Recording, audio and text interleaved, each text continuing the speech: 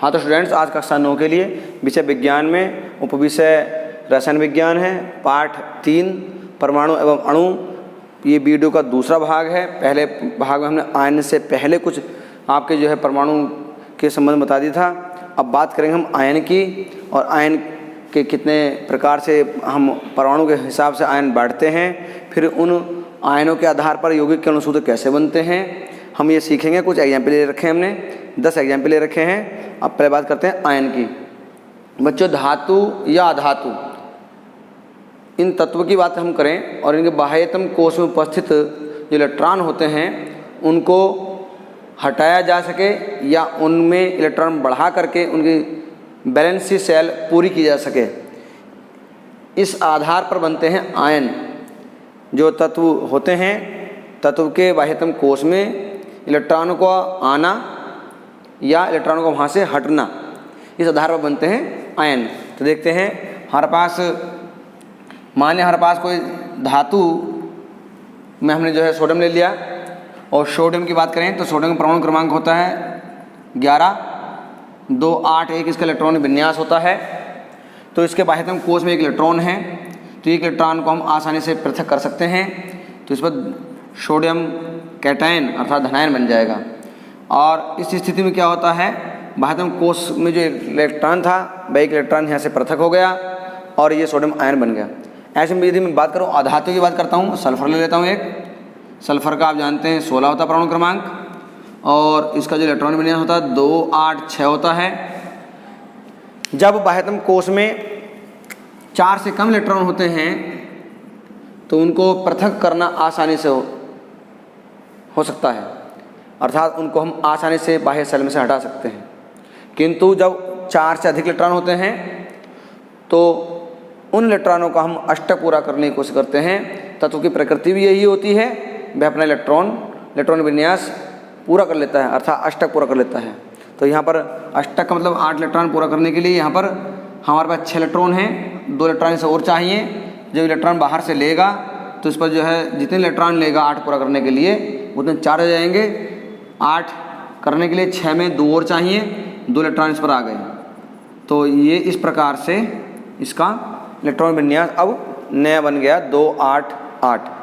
तो जो इलेक्ट्रॉन ग्रहण करते हैं, ठीक, उनमें ऋणावेश और इलेक्ट्रॉन त्यागते हैं धनावेश। मुख्य रूप से जो धातुएं होती हैं वो इलेक्ट्रॉन त्यागती हैं और अधातु इलेक्ट्रॉन ग्रहण करती हैं। अब इन प्रकार से, इस प्रकार से जो तत्वों पर आवेश आए हैं, इन आवेश युक्त परमाणु को बोलते हैं हम आयन। अब इन आयनों की बात करूं तो अगर अकेला ही परमाणु की बात कर रहे हैं हम यहाँ पर सिंगल, तो ये एक परमाणु आयन है। अगर हमारे पास एक से अधिक परमाणु जुड़े हुए हैं तो वो बहुपरमाणु आयन कहलाएंगे। जैसे कि मैं हाइड्रोक्साइड की बात कर रहा हूँ, इसमें O और H है, इसकी बैलेंस इस पर जो है 1 माइनस का चार्ज होता है। ठीक, ऐसे कार्बोनेट की बात करता हूँ मैं, CO3 -2 charge, sulphate SO4 -2 charge, bicarbonate HCO3 -1 charge. ऐसे ही जिसमें केवल अकेला ही परमाणु है आयन के रूप में तो वह एक परमाणु को आयन कहलाएंगे, और जिसमें एक से अधिक होंगे वह बहुपरमाणु आयन कहलाएंगे। तो अब इन्हीं के आधार पर एक टेबल में आपको बताऊंगा, देखिए। तो देखिए, अब आयन और जो मैंने अभी बताए थे आपको, एक परमाणु और बहुपरमाणु आयन की बात कर रहा था मैं, तो मैंने बहुत सारे एग्जाम्पल आपको बता दिए हैं। जैसे सोडियम का Na कैटायन, पोटेशियम का K कैटायन, सिल्वर का Ag कैटायन, कॉपर का फर्स्ट के लिए कॉपर कैटायन, मैग्नीशियम Mg+2, और जिंक के लिए Zn+2, और हाइड्रोजन के लिए H कैटायन, और हाइड्राइड के लिए -H।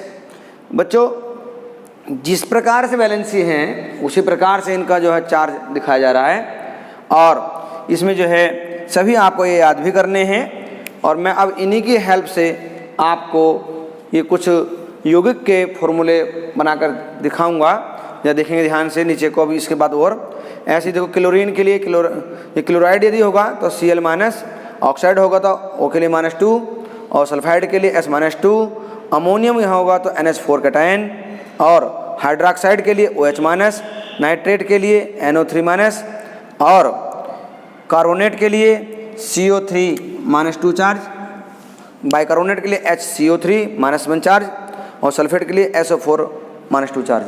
अब बात आती है कि हम यौगिकों के अणुसूत्र किस प्रकार से बनाएंगे। मेन चीज़ ये है। तो बात करते हैं हम क्या है कि पहले सोडियम क्लोराइड के बनाते हैं। तो देखो सोडियम क्लोराइड है तो इसमें दो चीज़ आ रही हैं। पहले हम देख लेंगे सोडियम क्लोराइड, सोडियम और क्लोराइड। भाई सोडियम का जो चार्ज है वो 1 होता है, और जो इसका आवेश हमने यहाँ दिखा दिया सोडियम के लिए। क्लोराइड हमारे पास कहाँ पर है, क्लोराइड Cl है, उस पर चार्ज माइनस का 1 होता है। अब इन चार्ज को हम आपस में क्रॉस कर लेते हैं। ओके, तो Na1 और Cl1, इन प्लस माइनस को यहाँ नहीं लिखे करते, बस यहाँ शो करके दिखाना होता है। तो जब अब आगे को इसका क्या फॉर्मूला बन जाएगा, NaCl, 1 को नहीं लिखे करते हैं, H छोड़ देंगे। तो आपका हमने जो है सोडियम क्लोराइड का फॉर्मूला इन आयनों से निकाल लिया। अब दूसरा इसी प्रकार से एग्जाम्पल लेते हैं सोडियम सल्फेट का। सोडियम सल्फेट, देखिए सोडियम को तो हम जानते हैं Na से लिखते हैं, और कैटायन होता है इसका +1। सल्फेट होता है SO4, ये रहा सल्फेट का SO4, चार्ज होती है -2। फिर करेंगे क्या, इनके चार्ज को क्रॉस कर लेंगे, इंटरचेंज कर देंगे, तो Na पर क्या आ जाएगा चार्ज 2। ऐसे SO4, यहाँ पर डबल परमाणु है ना, तो SO4 का होल ब्रैकेट लगा देंगे, इस बन आ जाएगी। 1 को लिखे नहीं करते हैं, तो सोडियम सल्फेट Na2SO4 बन जाएगा। आपका एक फॉर्मूला ये भी बनकर तैयार हो गया। अब बात करते हैं सोडियम कार्बोनेट की, बात करते हैं इस प्रकार से। तो बच्चों दो हिस्से हैं, सोडियम और प्लस कार्बोनेट। सोडियम तो आप जानते हैं, सोडियम पे चार्ज होता है +1। कार्बोनेट आपको पता ही है, कार्बोनेट को मैंने बताया आपको CO3-2 चार्ज होती है। और मैंने क्या कहा था, इनके बैलेंसीज आपस में चेंज हो जाती हैं, चार्ज आपस में बदल जाएंगे। इस तरह से Na2CO3 का होल 1, और मैं कहता जब 1 है तो 1 को होल में लिखने की आवश्यकता नहीं इसको, तो Na2CO3 बन जाएगा, सोडियम कार्बोनेट बन जाएगा। इस प्रकार से आपके ये 3 अणु सूत्र मैंने इन आयनों के माध्यम से बनाने आपको सिखा दिए हैं। इसमें से कुछ आप भी प्रयास करेंगे, मैं 2-1 और बता देता हूं आपके लिए। अब मैं आपको बता रहा हूं पोटेशियम कार्बोनेट का, 6 नंबर का बता रहा हूं। देखिए पोटेशियम प्लस कार्बोनेट लिख लेंगे।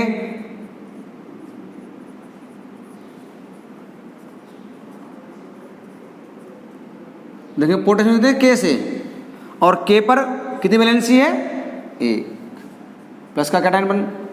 अब कार्बोनेट मैंने भी आपको बताया था, कार्बोनेट पर -2 चार्ज है, CO3 लिख देंगे, -2 चार्ज। अब आपस में क्रॉस कर देंगे, तो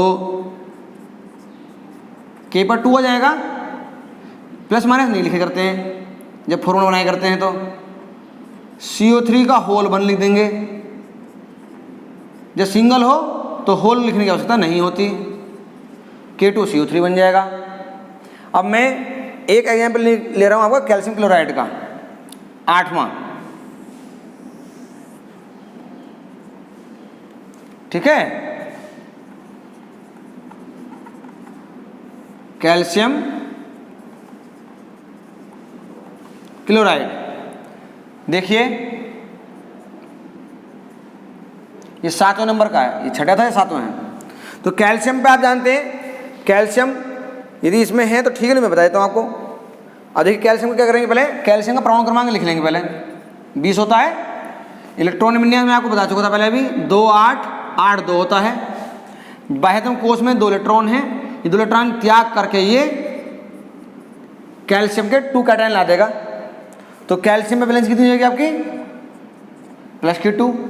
और क्लोराइड Cl देखेंगे कहाँ पर है, ये रहा, माइनस की 1 बैलेंस ही है, मन चार्ज आएगी इस पर, ये आपका ये क्रॉस हो जाएगा, Ca1 हो जाएगा, Cl2 हो जाएगा। तो 1 को लिखे नहीं करते हैं, CaCl2 कैल्शियम क्लोराइड। इस प्रकार से आप सभी फॉर्मूलों को बना सकते हैं। एक हाइड्रोजन सल्फेट ले लेते हैं, छोटा सा अंतिम 10 में देखेंगे।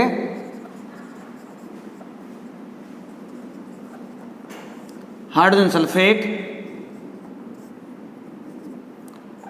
H हो गया, सल्फेट SO4 हो गया। हाइड्रोजन पर प्लस की 1 होती है, और सल्फेट पर मैंने अभी आपको बताया था पहले भी -2 होती है। ये क्रॉस करेंगे तो H2SO4 का होल 1, मतलब आपका ये बन गया हाइड्रोजन सल्फेट, जिसे सल्फ्यूरिक एसिड भी कहते हैं। इस प्रकार से हमने इन सभी आयनों से, एक परमाणु या बहुपरमाणु आयनों से हम यौगिकों के सूत्र को अर्थात अणुसूत्र को बना सकते हैं। इनमें से हर बार 1 या 2 प्रश्न ऐसे रख दिए जाते हैं जिसके माध्यम से हम आयनों को लेकर के अणुसूत्र को बनाते हैं। चलिए अब शेष जो काम है इसका अगले टॉपिक में जोड़ेंगे। देखिए